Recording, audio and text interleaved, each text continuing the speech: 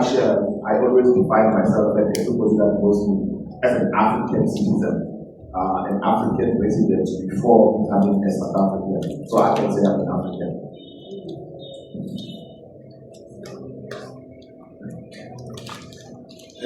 Good morning. Good morning. Assalamu alaikum. Bonjour. We need to touch on those different ones. Yeah. Molweni. Oh Lord. Unjani? My name is Xenophobic. I work at an organization called Chisimani Center for Activist Education. People who have been long in Cape Town associated us with this people. Yeah. Look, I'll be short of I'm an African based in Cape Town. That's the long shot. I'm an African based in Cape Town. I might go to live somewhere that's going to be an African based there. So I want to just keep it short. It's quite shameful that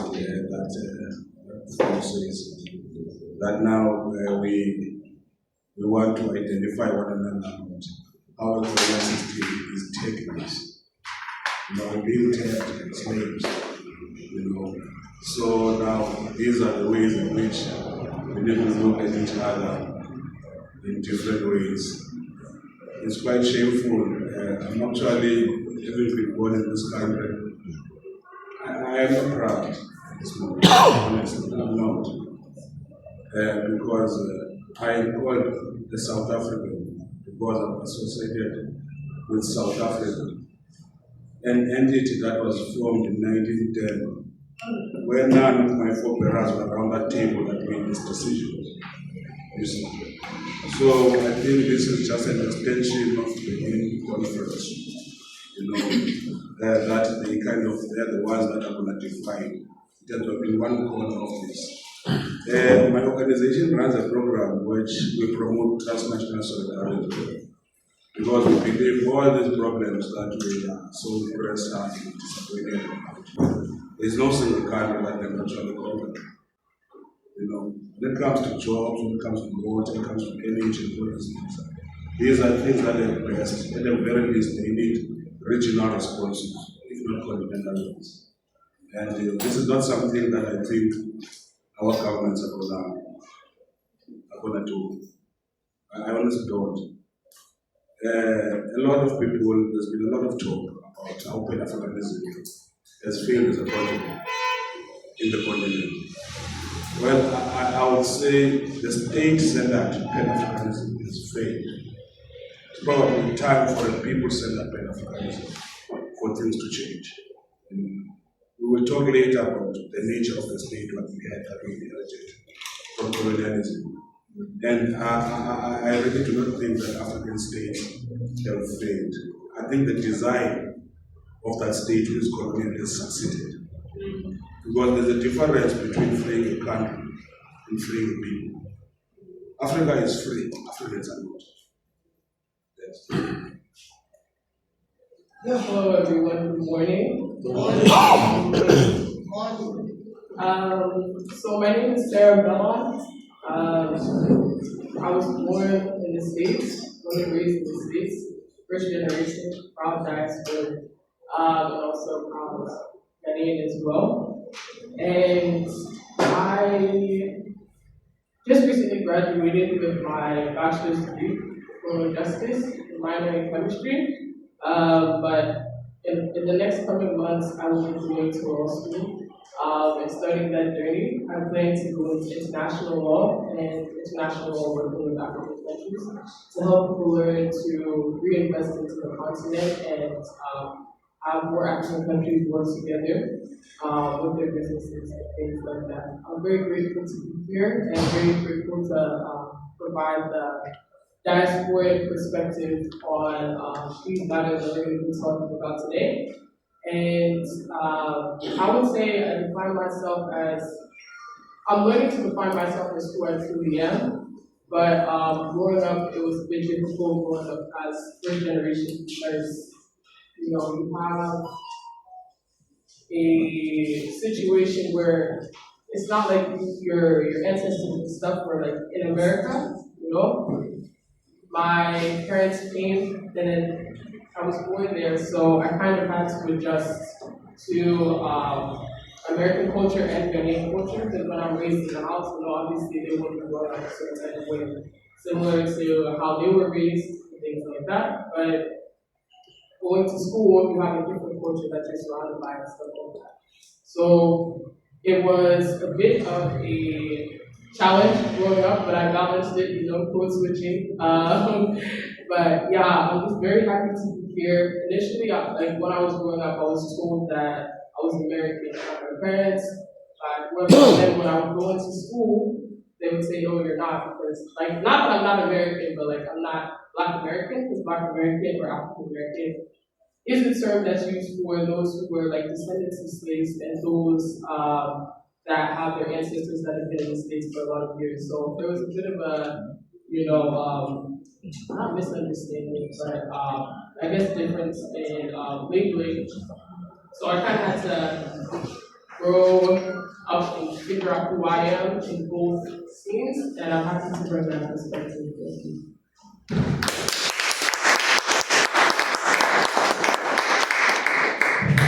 So I'm going to touch on the main themes of the topics we'll be discussing in our panel discussion. Let me give you a little brief of what we'll be talking about. Colonization settled into the institutions that govern Eastern African life, or African life in general, shaping how power is held, how wealth moves, and how cultural life survive in position. This panel will be discussing how the structure we have inherited, and we ask who were they built for, who they continue to serve, and what it would take to build differently. So, for the first question, who is yours? Actually, no, No, I think I will. okay. So the first question is, are there any underlying colonial roots that are founded within the current political climate or structure?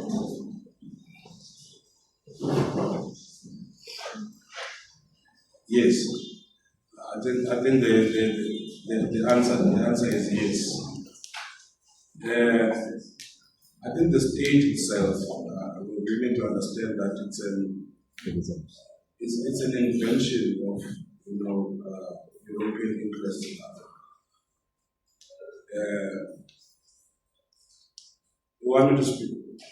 Okay, the state itself, you must understand that it's something that was crafted by the colonizers to secure their interests in the continent. And alongside that, it also extended to traditional institutions that were found in the continent. So I think when it comes to traditional leadership, we should not assume that it has not been permeated by colonial psyche itself. We understand that some leaders who were resisting this colonial expansion, their heads are kept in some museums in Europe, and those that were agreeable to the colonial project are the ones we call king in chief today. So I think the colonialism, we need to also understand that it exists even in what we call our traditional systems. You see, we can see what is happening, the tribal rhetoric, that comes because speaking as a South African, I want to make it a point that we have retained coloniality here to a level of the constitution. During apartheid, there were reserves that were created for black communities. If you are Xhosa, you will stay in the Transkei and the Ciskei. If you are Zulu, there will be Zululand. If you are Ndebele, there will be Kwangwane. You are Tswana, there will be Tswana, like that, right? So that there are territories that are marked for particular communities. What we have done in '94 is to upgrade that system by having 9 provinces. The Eastern Cape for the Xhosas, KZN for the Zulus, Free State Sutus, Western Cape Colored, like that. You see, like that. Hence you find that some people here who find themselves in parliament, which means a travesty of this people class, have been calling for people who are Xhosa speaking to leave the Western Cape because they are blocking the delivery of services to particular communities. You see? So I want us to understand that this is a colonial architecture that has been cemented by a democratic constitution. That is why in South Africa it becomes default to, we just slip into divisions blindly. You see? Because there are particular areas that certain communities must see themselves as home and others not. The second level of coloniality is about the city itself. The city, black people in the city are only recognized as their status as people who come to sell labor, not to be permanent residents who have rights that can be transferred to their children. You see, you must only come and work. I'm sure some of you have seen that the Cape Town is half empty in December. You see, because there is that mentality that we do not belong here. Where we belong is in those homelands. So I just want us to understand that this is an architecture of coloniality, even within this current system that is praised so much outside there. And it is the one that is driving this mentality of seeing one another as outsiders. No, my voice is fine. So comrades, I think this needs to be understood. You know, that in the city, if you are not white, you are temporary. You must look at how your house is built. It is not built for a family that will grow. It's built like a dormitory. That you must come, sleep, go to work, come, sleep, go to work. You see, how our settlements, I want us to read the territory in which we live and see that there is this enduring coloniality with it. Because this is something that started centuries ago and it is still in effect today. You know. So I think the state is really, really colonial. Because you must understand that in South Africa, all this noise about freedom and all those things, like I meant what I said, that there's a difference between freeing a country and freeing people. You see, when you free a country, a small elite is going to rise to the top. You know, not people. So I want us to understand this thing that we inherited a state that had a particular way of looking at particular classes. You see. So this is not something that I would say it is a mistake to conclude so that I can allow others to speak. The people that are in government, that are in big companies, you know, captains of industry, all of that, they engage in looting the state, in shortchanging the people, knowing very well that some of the victims of my actions are going to be my relatives. You see? Are going to be my relatives. I will take this tender and then there's no water in that community. I don't care if I have relatives there.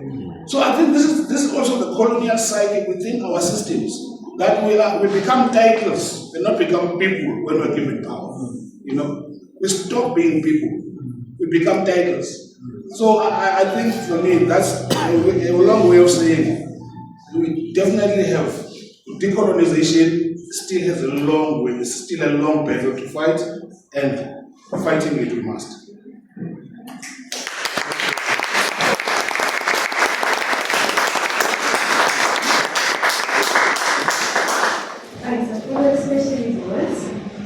Who is the immigration system in the global perspective designed to benefit?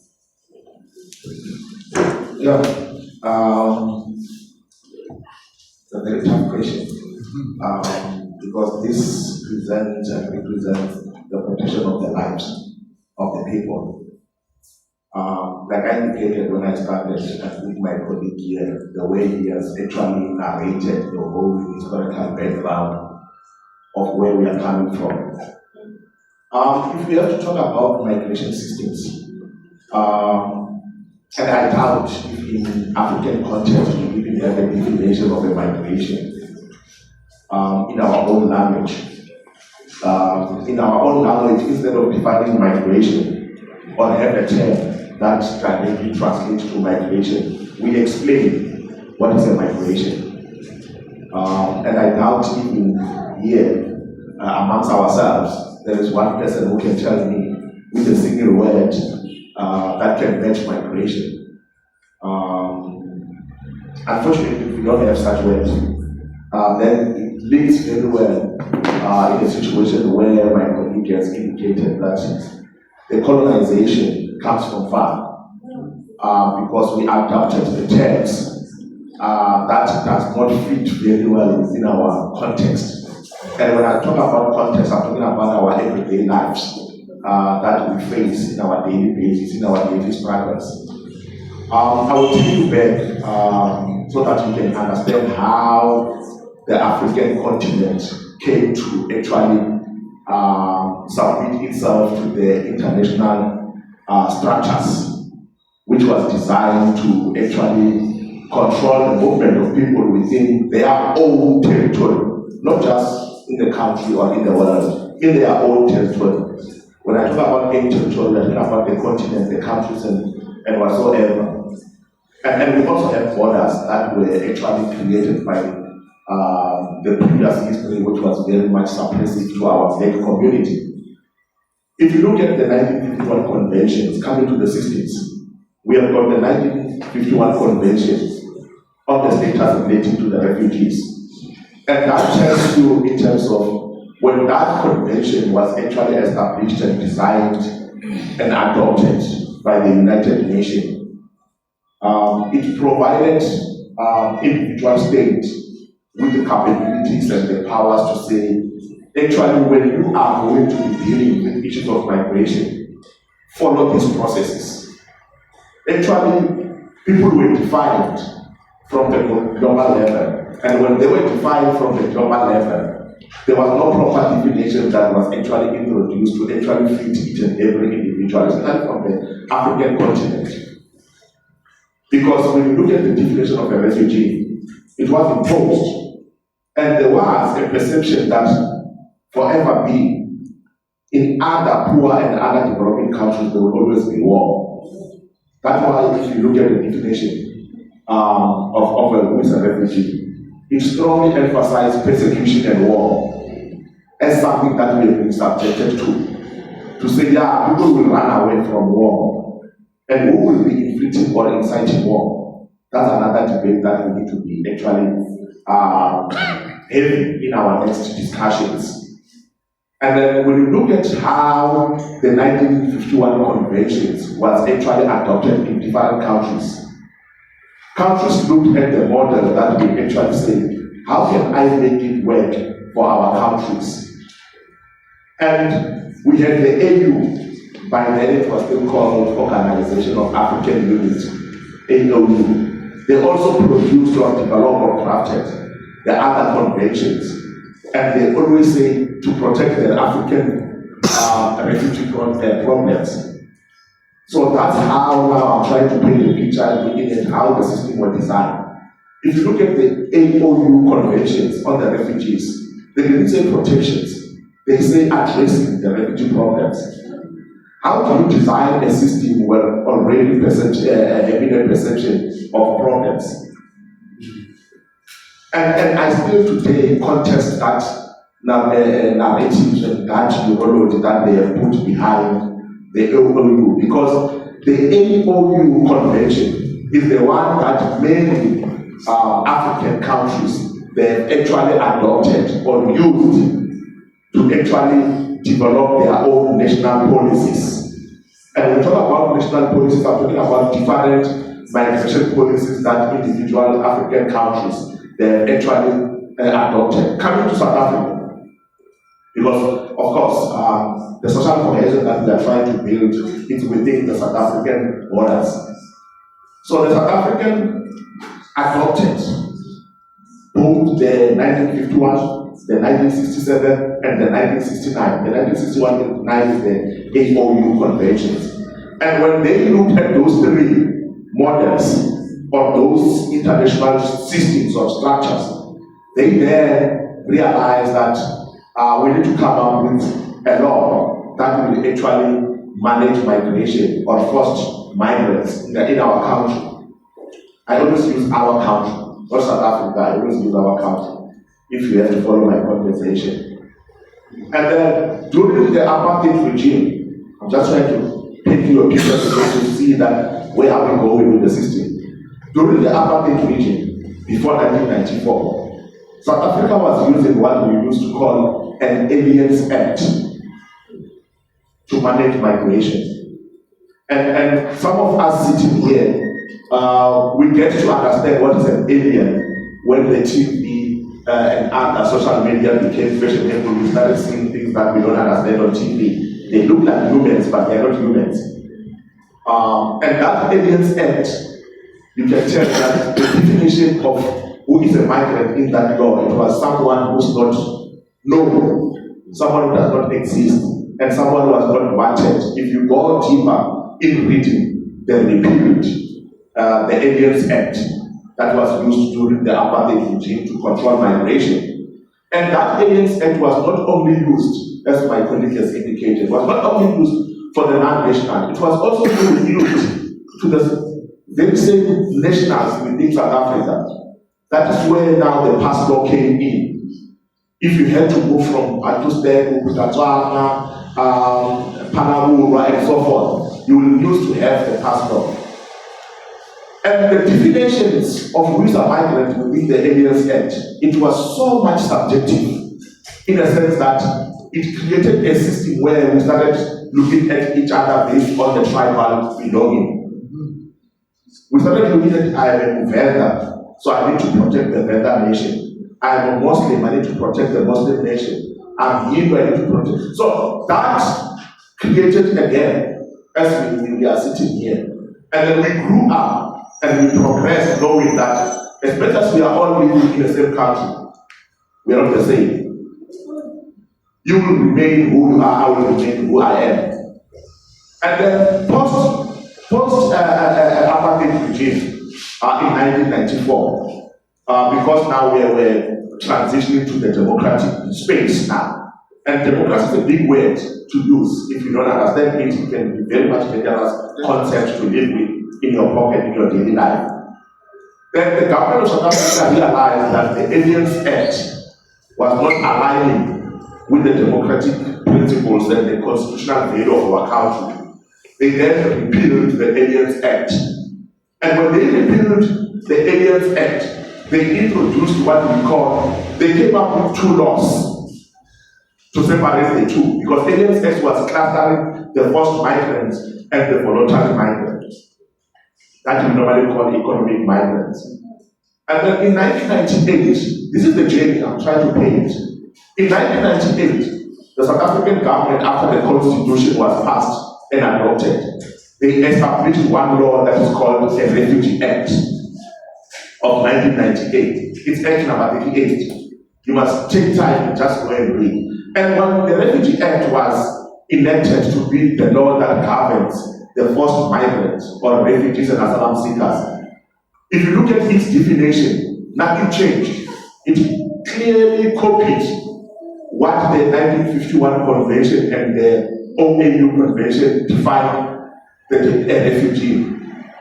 Not considering the obstacles, the presenting challenges, and the African necessity when it comes to the movement of people in Africa and how Africa should be developed and be built.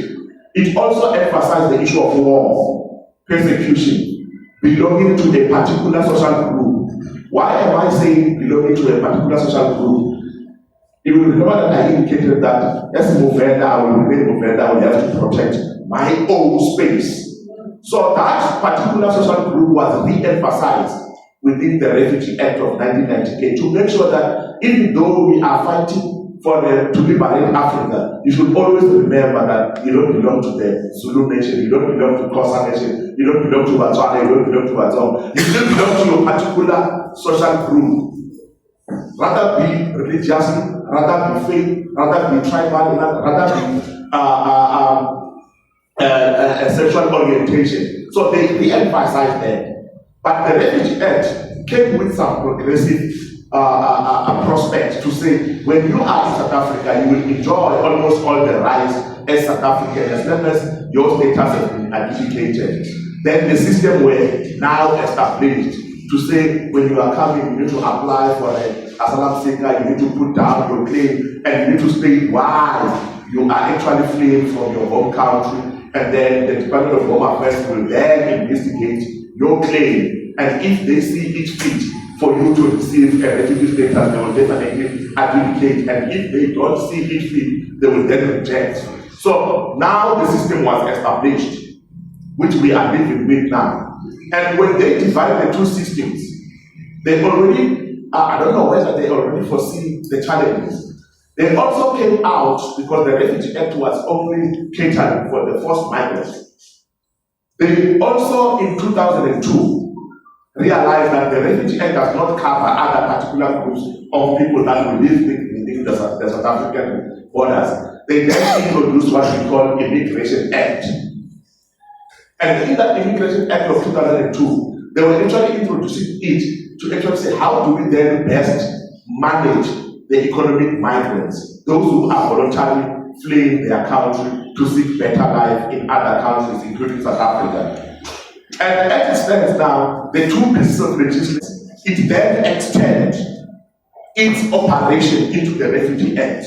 Because if you are found with a refugee status that has expired, you are dealt with under the Immigration Act. You are not dealt with under the Refugee Act for the issue of arrest, detention, and I'm not being very you hardly see the people of color being managed under the refugee system. It's mostly the African color that being managed under the refugee system. And if you go back to the definition, it clearly states the issue of war. It tells you that the stigma and the labeling was in terms of to control their movement and to actually limit the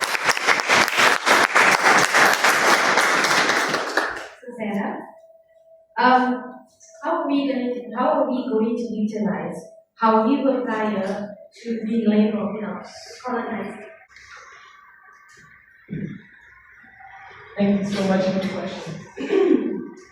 Now I want to take you into colonization, right? So the goal of colonization was to increase geopolitical stability. And for those that don't know, it's basically where you stand as a country in comparison to the other countries of the world. Okay? So it's that. They also wanted to benefit their economies and strengthen their economies at the expense of exploitation, exploiting resources, expanding territories, and also like dominating those places politically to make sure that it favors the Western viewpoint. Okay, so as geopolitical expansion went up, As talk about state culture. No, there was business before government. You see. And it did not start in 1652. The Khoi communities have been trading for centuries, servicing the ships that were passing here with water, fresh meat, and vegetables. The settlement in 1652 was a project to kill that economy and actually steal it from the Khoi. And then to build a castle to fortify their army to do that.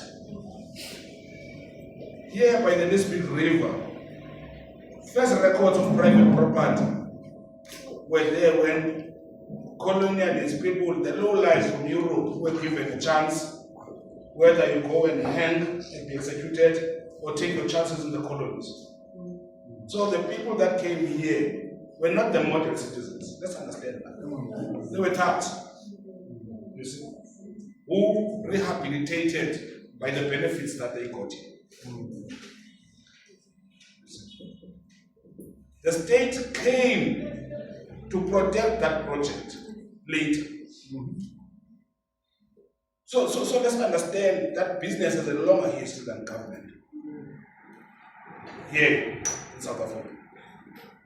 And I believe elsewhere as well, because even governments were getting instructions from something called VOC, Dutch East India Company. Governments in Europe were actually taking instructions from the company. So I'm saying this so that we can understand that wealth in South Africa lies in private hands. Wealth in South Africa lies with a few families, few companies. The land audit that was done in 2018, it showed that the 50 plus million people who are black, by black I mean, I come from the Black Consciousness Movement, so don't feel offended or feel excluded. As long as you're not white, I mean you. Yes. I mean you see. Look, the audit says now 50 plus million, the ownership of land is 4%. Yeah. It's a staggering figure. 4%. And then the ratio of wealth in South Africa reflects the ratio of wealth in the world, where you get the 10% owning 90% of the resources. You see? And what we also need to understand is that the story of world capitalism is not complete without mentioning South Africa. So South Africa is a country of huge interest to multinational corporations housed in the metropoles in the north. You see? And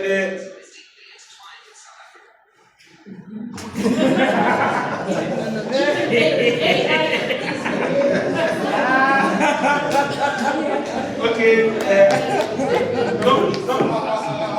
I want to say this, that you see, it becomes a shame. It's quite shameful when we go out there and chase our own brothers and sisters saying, go to our country. We don't have a country. Absolutely.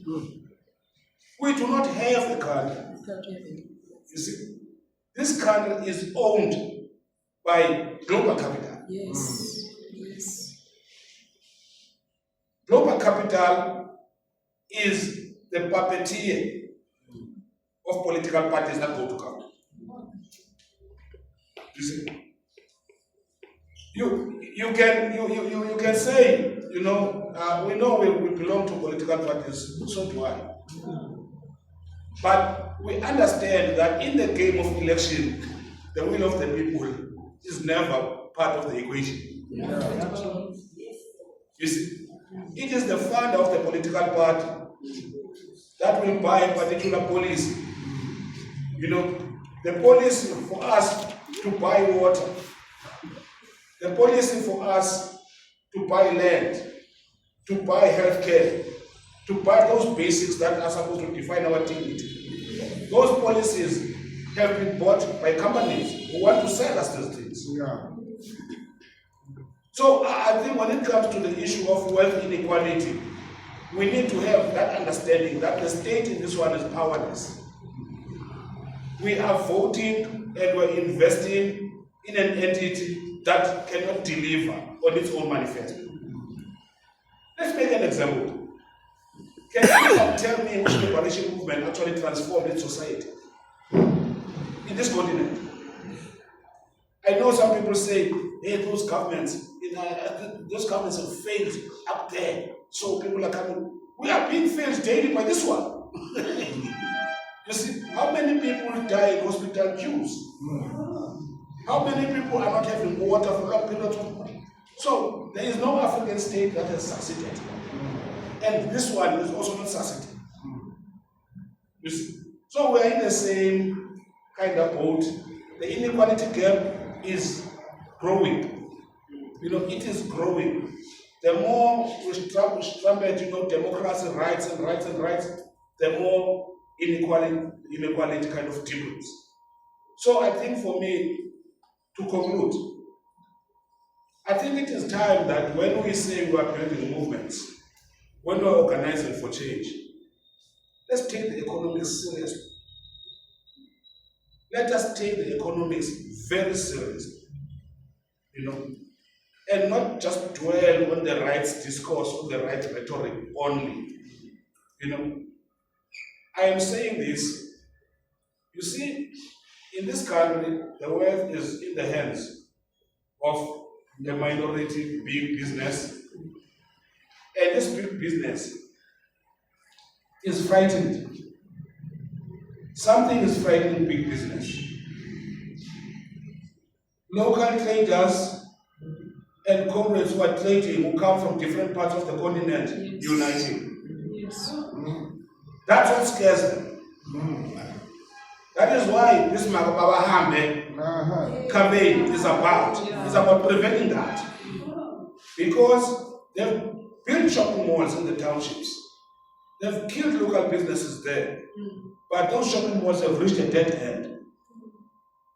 We did a research a few years ago where we calculated in this small town, when government comes and gives grants, disability, old age, those grants, when we total this amount of money, it totals something between 7.4 to 8 million each month that the beneficiary is going to. And when you look at it, you'll find that about 80% of that, on the day of the grants, it goes to the big supermarket. Yeah. Yes. It goes to the big supermarket. So, what does this tell you? This recent attack on spaza shops is because that monopoly is broken. You see? Because our brothers and sisters are not going to allow a family staff because they don't have cash today. They're going to extend credit. They're going to give people the food.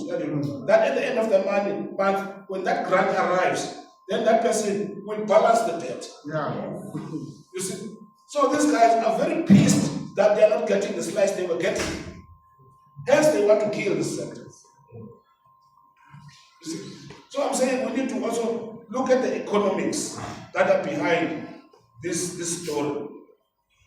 Because they are so used in manipulating and having all the bigger slices, to them, sharing is injustice. Thanks.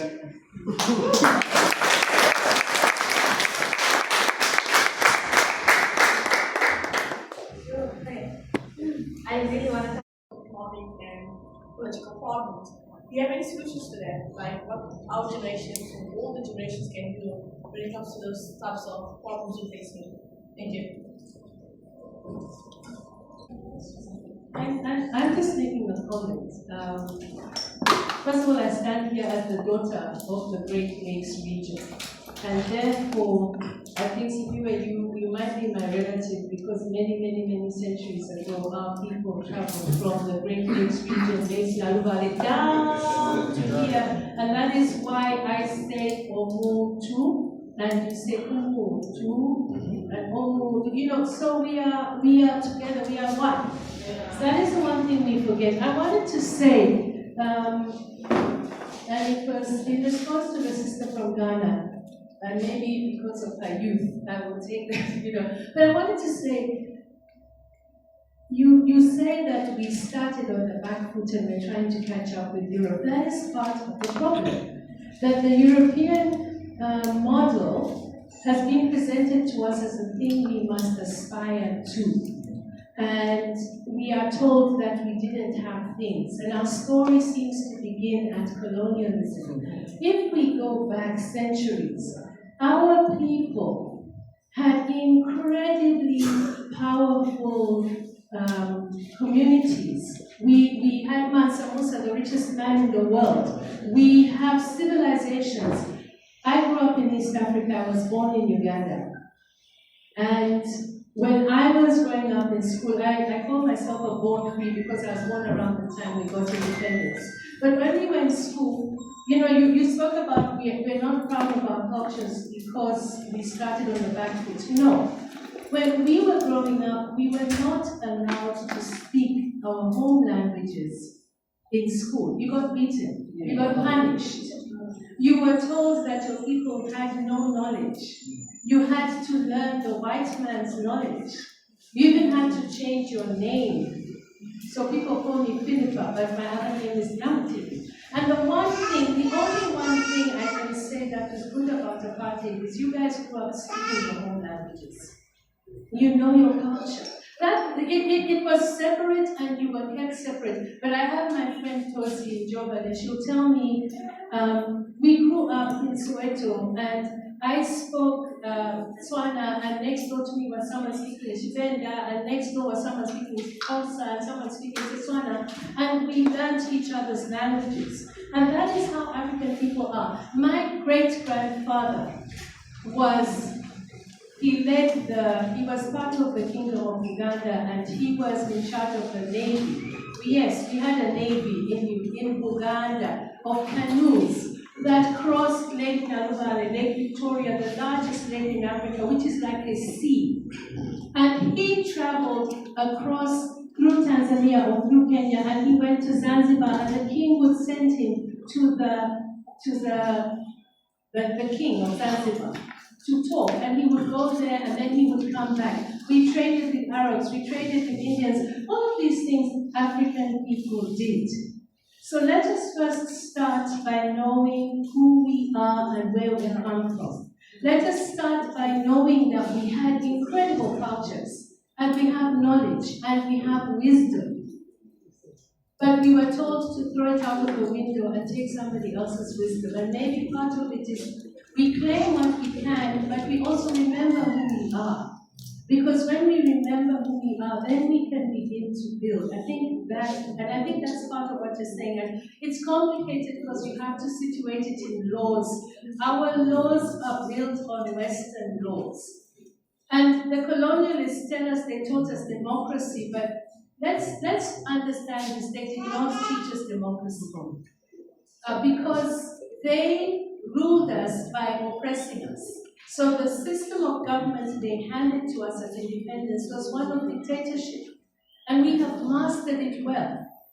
We have mastered it well and we have oppressed each other. And now we need to let go of that. And I think the question here, but maybe after the break that's where we're going, my question is, where is the hope? Because we're talking about everything that doesn't work. We're talking about how we hurt each other. We're talking about all of those things. Where is the hope? Because if we have no hope, we cannot build. Where is the goodness? Because even in here, when there's xenophobic attacks, there are South Africans who love their fellow Africans. There are fellow Africans who love fellow South Africans. Where are we also seeing and amplifying those things that are good and that we can build on? That is the question. And sorry, I was feeling so much I needed to say all of this. Our African brothers, Comrade Isaac, thanks so much. I know you sent a late invite, but we appreciate these spaces whereby we need to come together, continuously talk about who we are, what are our challenges that we are faced with. I think the panel has already said, I appreciated Comrade Sliwe in Yoyoba. I think we must continue with the political education, comrade, asking the simple questions as to what the issues that we are facing as the African populace, as the poor and the working class, and who are our enemies. And you touched on that. Who are our enemies? You touched on that. And it's so strange that I received this invite. I was preparing for a discussion also around this. What are our strategies? Who are our enemies? It's going to be a webinar around this issue of Afrophobia, which is xenophobia, but pinning down to Afrophobia because it's targeting the poor and the working class, African poor and the working class. Why is this happening? To add on what you are saying, comrades Viewer and other comrades there. The white capital monopoly that is actually dominating the continent's rich resources. And our governments, political leaders who are in cahoots with these white monopoly capitals. Why are we getting my mother, my brother, my sister from the continent selling sweets in the corner, selling vegetables in the streets of Pukuletu? It's because they are displaced by the extractive economy. These white capitalists, they push and pull factors that we was talking about. And now what I want to appeal on the strategies, because we have to actually have strategies, Tina, inside this country and in the continent, and also start to lobby those who are still remaining in our own countries, that we must lobby against the existence of white South Africa's businesses that are dominating the continent, that have actually displaced these women which we see in the streets selling vegetables, selling everything that for them to survive.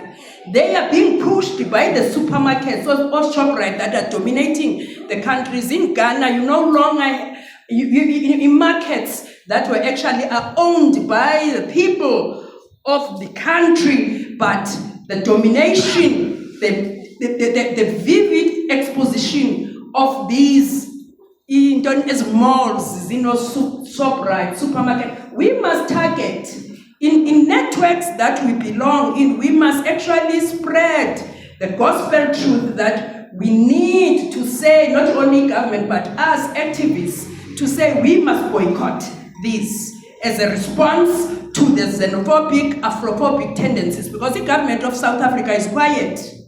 It has been quiet, and this is not the first time that this is happening. People have been maimed, killed. I just remember Unyati, who was maimed in Soweto in front of his children. So let's also strategize, my comrade. Thank you.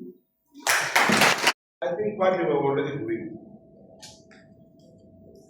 We're not talking about a solution we're already engaging in. The fact that we can sit together and talk about our realities, that is a very important step, And there's a lot of things that we need to unlearn.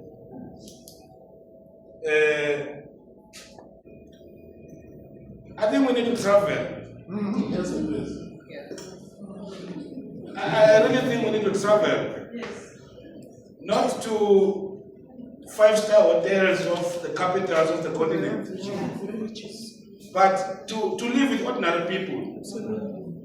Because I think there's a lot we are yet to understand as South Africans.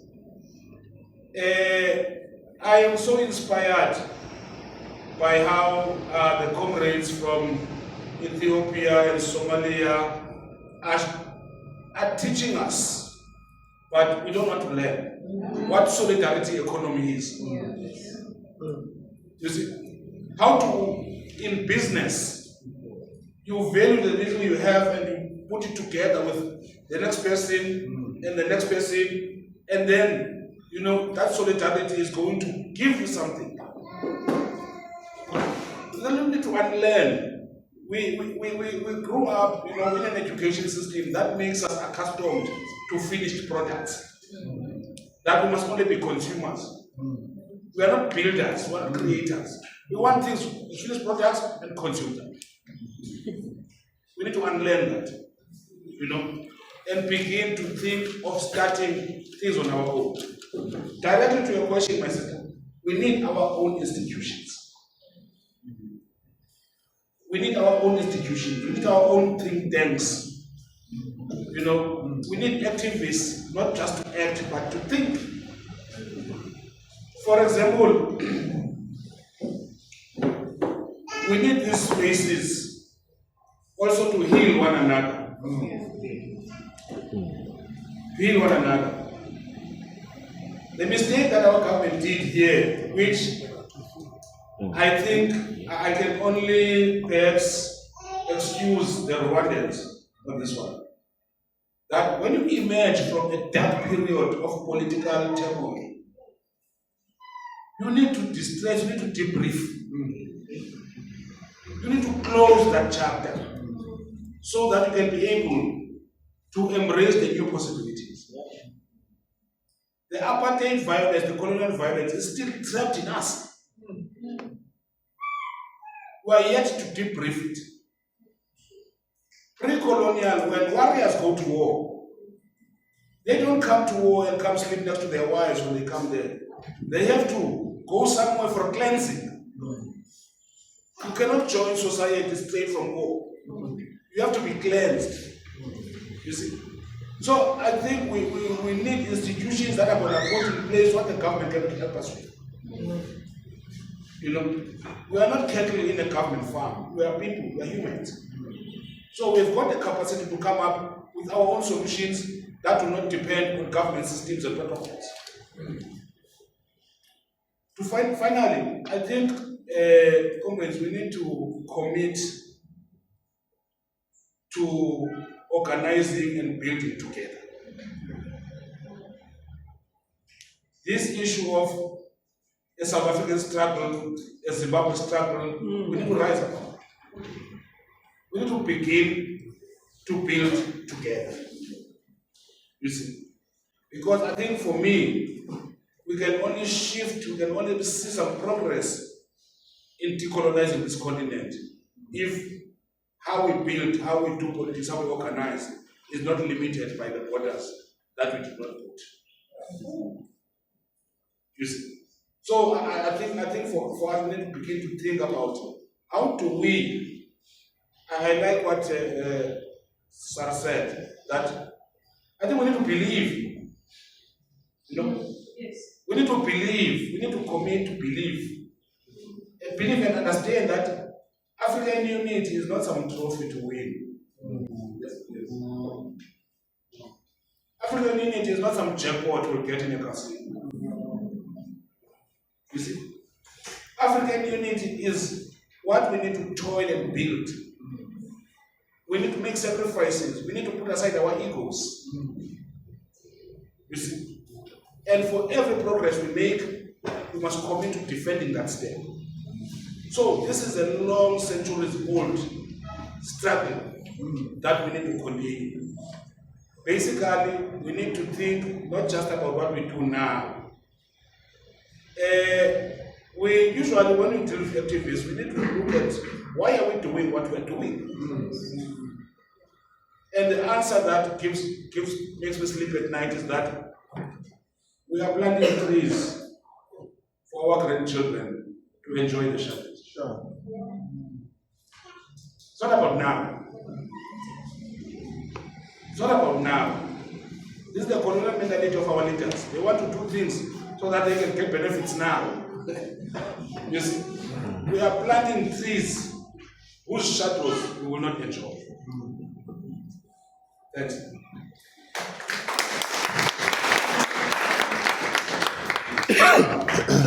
Thank you very much. I thought I should just end because you raised something very critical that came to my mind when you talk about all of us, not just South Africans. All of us, we need to learn. And within learning comes a lot of responsibilities. And within responsibilities comes a lot of actions. So when you look at the three tribes, they work with each other. So that at the end of the day, we have the society that we can say is actually an African society that believes in itself. Having said that, in terms of learning, we should understand that migration is not a term that we define in a syllabus in order to progress to the next grade. Yes. Migration is a global phenomenon. And when it's a global phenomenon, there is a human mobility behind it. And when there's a human mobility behind it, there is a child, there is a woman, there is a father, there is a husband, there is a wife, there is a members of the LGBTQI plus group behind that human mobility. And behind human mobility, there is life. And where there is life, there are rights. that we need to emphasize to protect that precious life that we have. So it's not about you moved, then you are a stranger to me. You moved because there are reasons behind your movement. Yes. Because I don't think there is anyone who can just wake up in the morning and say, let me move. Unless otherwise, if your thinking capacity is in another level. But everybody moves because there is a reason for that particular individual to move. And I don't think migration was going to be a term that we are talking about if people were not going to move. So there is a reason behind each and every human mobility. And with all these processes that we have been talking, like we indicated as view, people are moving because they are following what has been stolen from them in order to protect their lives, in order to make sure that their dependents, their children, also deserve some protection in their lives. Because it's a protection scheme. Once you are born, I always tell this to my kids, that kids, once you are born, you have to live. There is no other alternative. Once you are born, you have to live. And when you have to live, there has to be some mechanism from your young age that you start to explore in terms of how I'm going to live. Yes, my mother, my father is still there, if you are fortunate enough. But there are those who still don't have the supporting structure because of the human mobility. People have been displaced. The brother is in Uganda, the sister, she's in Ethiopia, the uncle is in Rwanda. I have a quick question. Each individual the discussion that was going on with the panel, everyone spoke about the macro objectives, like what as a collective we should do regarding the xenophobic attacks, regarding unlearning and relearning. However, I wanted to ask, what would you advise an individual? Like, we need to understand each individual sitting here is either a sister, a mother, a teenager, a confused person. So what advice would you give the person if they would be subjected under xenophobic attacks via their neighbors, or maybe they're walking out like, oh, Nina, you guys must go back home or something like that? What advice would you give that person? Or what do you think that person should do at that moment, you know? And that's all I want to say. Thank you.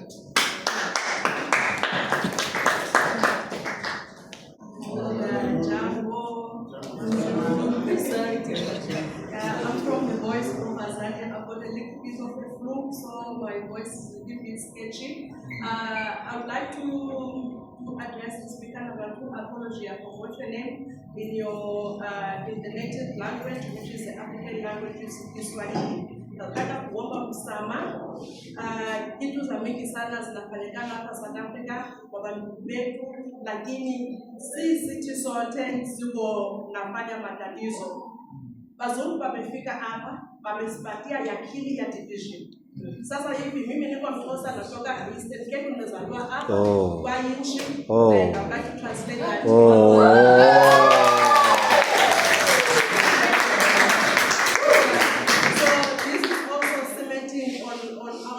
What she said in terms of the language.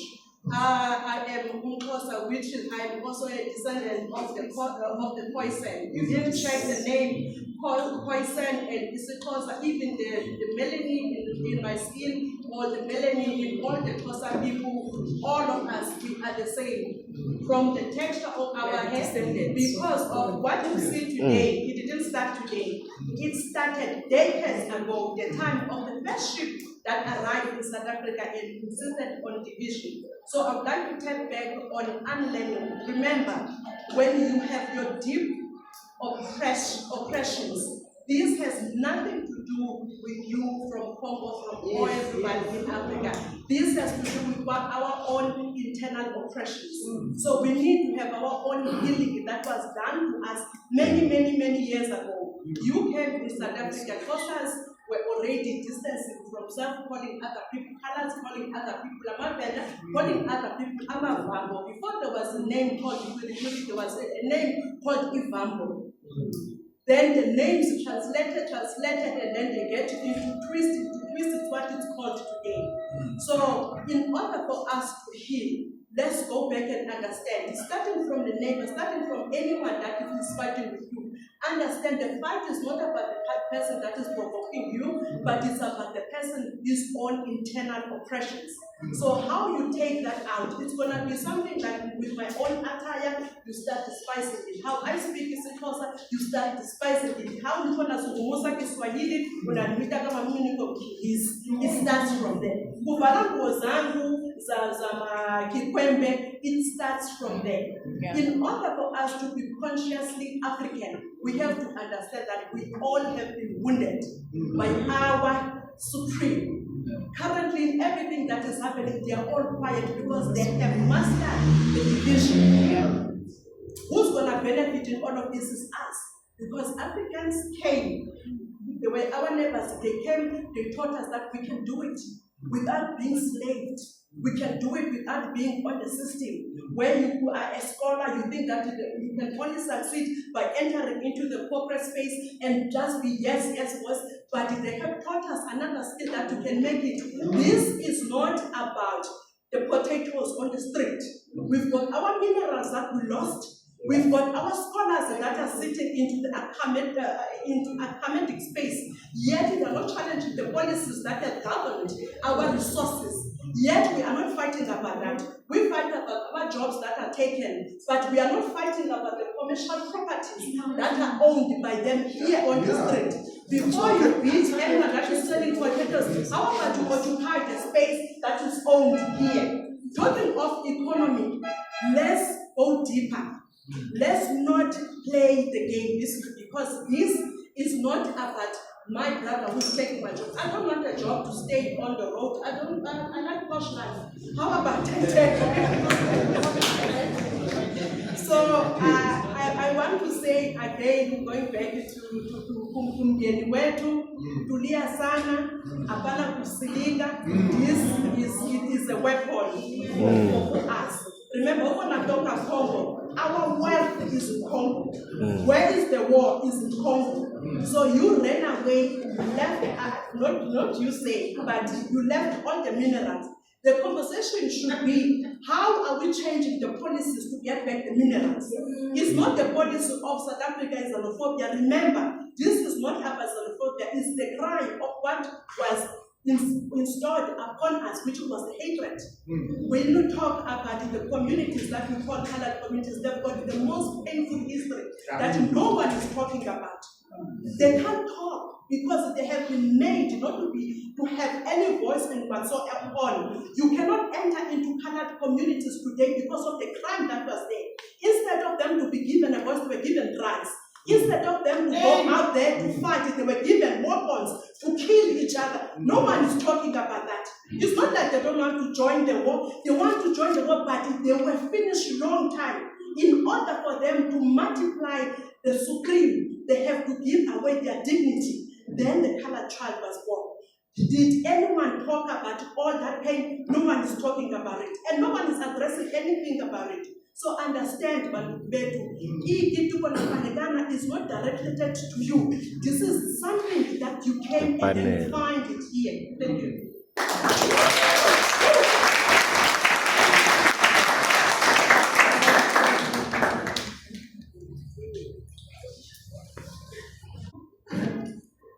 When something is hitting the fan, the first instinct is what? Survival. Because life is all about survival. Absolutely. We can talk all the beautiful English and all that, but put yourself first. You are the one who will be facing that at your own space. But the most instinctive thing that I would say, do, put your safety first. Secondly, we are talking everything about migration and the challenges that are coming along with it. But I'm not hearing us talking about the role of the commissions and the embassies that are within South Africa. Right now, we are talking about the challenges that are within South Africa. And what we are seeing as a norm, we are seeing these embassies being elective. It's not like they are living somewhere in the sky. They're here. They know exactly what is happening within South Africa. What are your respective commissions and embassies doing to assist the cause? Remember, South African government can also do up to a certain point. But in order for us to win as a continent collectively, we need to unite, beyond just to say this is a South African issue, this is a Nigerian issue, this is a kind. Let's unite Africans and do better. After you have made sure that you are safe, Isaiah, I beg to you, these people must not leave this room without you do something. Let's unite. Let's create a survival mechanism. A WhatsApp group of some sort. Tell somebody that you are in trouble. Don't connect with somebody. Do something. Let's have an emergency WhatsApp group wherein at least one government official is there, one somebody from another country, representative, so that we can be able to report to a sort of a hub where we will be able to report all these incidences. And then another thing, maybe let me talk from governance point of view, we are having a certain structure that is within the Department of Justice and Constitutional Development, working together with UNHCR. It is called the United Nations Protection Working Group. So they do have a sort of a response mechanism, a rapid response mechanism. Please make sure that you inform somebody that is within governments. As I'm pinning on Isaiah to do something, they are able to respond. And then, that is basically a report. I know you have lost hope in our police, but still report. Because if you don't report, we will not know. Government will never know that 1, 2, 3 is taken. Thank you. Just to add on what Diana was saying, my sister, also know your surroundings. Know your surroundings. And the other thing that I want to close on from my side is that I want to encourage the civil society leaders from the South African side, from the migrant side, to actually distance themselves from misinformation, because that is also encouraging and inciting and fueling the negativity on the ground level. And at that point, we also introducing fear, and we are triggering panic button unnecessarily. Let's verify the information that we receive as the leaders in our society. People are being displaced unnecessarily, and that is actually fueling and is actually triggering hate, and it's also triggering panic button amongst our society. That's why she's asking that question. What must we do? Know your surroundings, know your leaders, and also make sure that you know where the police station is, as Diana indicated. Yes, we still have police. Their duty and their job is to prevent. If it happens, they arrest. So let's also build the trust around them. And also, let's utilize our counselors and the community leaders that we have in our society. But let's refrain from fueling the negative perspectives that are actually happening in our society. I close. Thank you.